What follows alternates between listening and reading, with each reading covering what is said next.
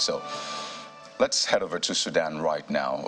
We've tried to reconnect with Abdullahi, so he's now with us. It's a fast-developing situation right there. Abdullahi, good morning.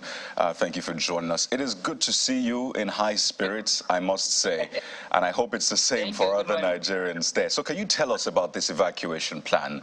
We understand that buses have arrived at 7:30 p.m. Yesterday, your time. So tell us, what are you hearing, and when is it likely that you'll be moving out? Actually, I was at the campus yesterday, and there are only 5 buses there.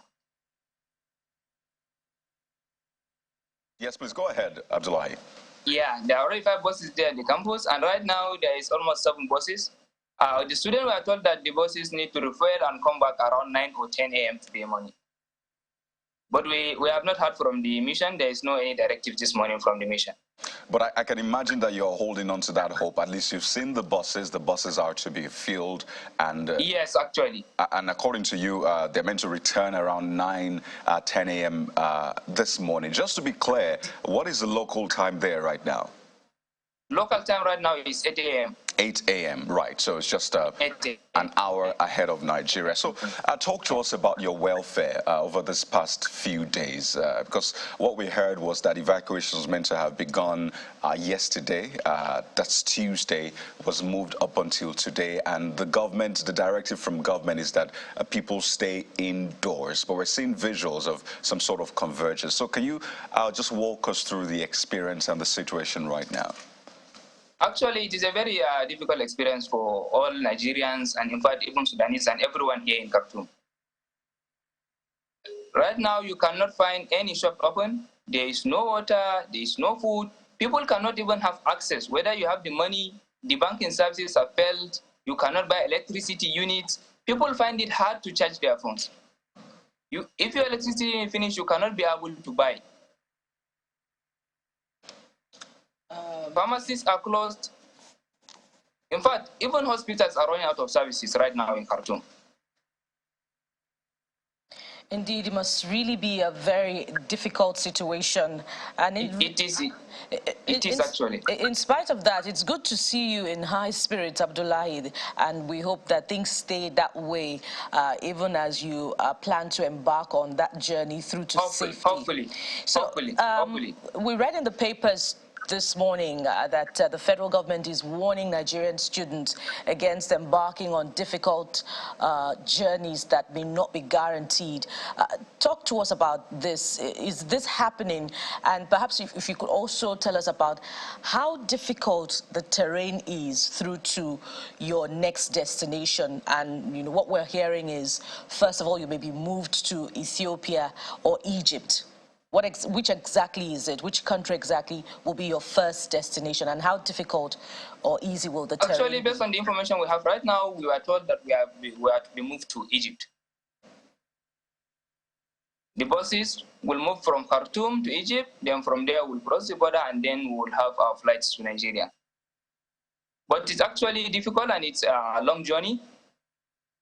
Right now, as I speak to you, if you go out in the street, you can see buses moving.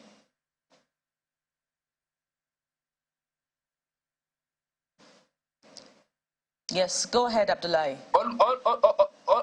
Almost you can say 30, 40, 50% of Khartoum are fleeing. Okay, so is it also true that Nigerian students are embarking on journeys on their own to safety or to other neighboring countries? It is true. Some Nigerians have embarked on personal journey. Some have even crossed the border. They are in Ethiopia. Some have already booked their flight to tomorrow. Okay, Abdullahi, there's also talk about the possibility that the Nigerian population in Sudan may be higher than we think it is, besides the 2,000 students that the federal government is planning to evacuate. Some are quoting figures as high as 5 million. I'm referring to the figure provided by the Director General of the NIDCOM, Nigerians in Diaspora Commission. How true is this? And perhaps if you could provide clarification if their nationalities secondary status, having spent some time in Sudan. It might be true. It might be true. Because there are generations of Nigerians here in Sudan. Some have been here in Sudan for long during these people that do take a road trip to pilgrimage in Saudi Arabia. So they have their own settlement here in an area closer to Khartoum. So there are a lot of Nigerians there. And then recently, around 2022, during all this, what do you call the banditry, there are people that cross from Nigeria, Niger, from Chad, Sudan. So actually, there are a lot of Nigerians here in Khartoum and in Sudan in particular. Okay. Just before we head to Abuja and Abdullahi, talk to us about this ceasefire, this 72-hour ceasefire that was called to ensure safe passage. How delicate is it? There are reports that there's a possibility that belligerents could, break the truce along the line. Actually, there have been almost 3-4 truces since the beginning of these confrontations. But mostly these truths is just statement that they will say there is truth, but you continue to hear sounds. You see from report that a lot of things are happening. Like even this morning, they said there's truth, but there is a lot of sounds. But at least you can see people are moving around, unlike when there is no truth. So I think the truth is an opportunity for people to move out. Well, I see you're still talking to us, Abdullahi, and we're so happy to have you be able to shed a little more light as to what is happening there. Can you tell us when you will be leaving? Are you leaving today or is it tomorrow? Hopefully we are leaving today. Hopefully we are leaving today. Today. Do you have an idea of what time, in how many hours? Based on what the rumors circulating in the campus this morning, they said the buses are to refer and come back to the campus at 9. Already there are 5 buses on ground. There are 5 buses on ground. How easy was it for you to get registered? Yes. Did you have to register? Was there a process for that? Did you have to register, or do you just have to indicate that you were a Nigerian who wanted to come back home? No, there is a process. There is an online Google form for Nigerian students to fill.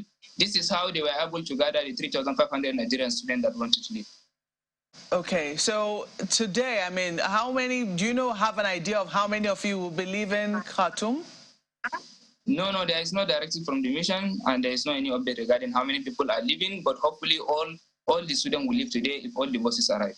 Okay. You've also spoken about the rising humanitarian difficulty in Khartoum, and I think perhaps in most of Sudan. We understand in some places network has disappeared. Has it been restored? And, is the Nigerian government doing anything about providing some relief to you while and perhaps to other students who might be in some difficulty? Yeah, there is a lot of network failures. And right now, some of the services are still weak. I didn't catch that. I mean, since the beginning of the confrontation, there are even networks that are shut down and are restored. Okay, okay. Now, even the functioning services are weak. Okay, so some networks, I'm sure that's how you're able to speak with us this morning.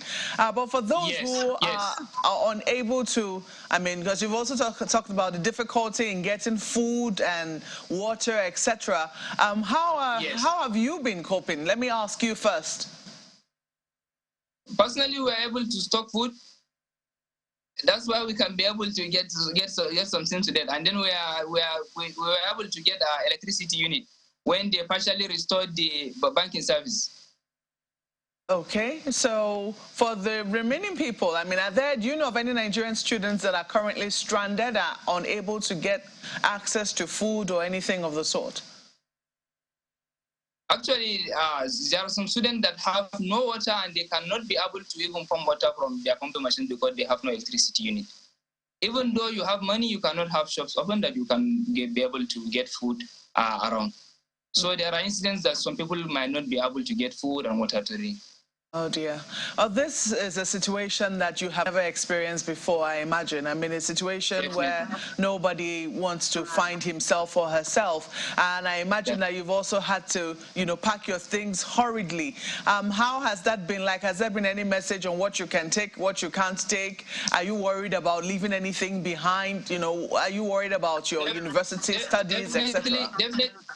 You have to leave some things behind.